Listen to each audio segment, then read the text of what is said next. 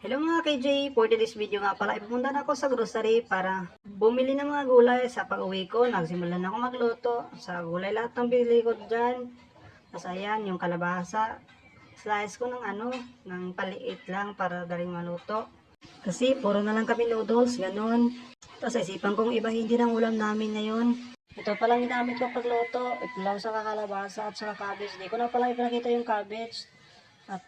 Tapos ayan ang resulta, nagantay din yung mga kasama ko. Tapos tinikman, sabi nila masarap naman daw. Sila.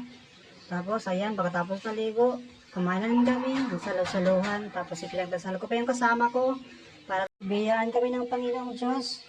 At di ko na nga pala ipinakita yung pagdasal niya. Baka matawa kami at matawa din kayo. So ayan, kumain na lang kami ng saluhan, ganun. Tapos itong kasama namin, puro na lang cellphone. So ayan, natatawa na siya dahil sinabihan ko siya ng kumain na.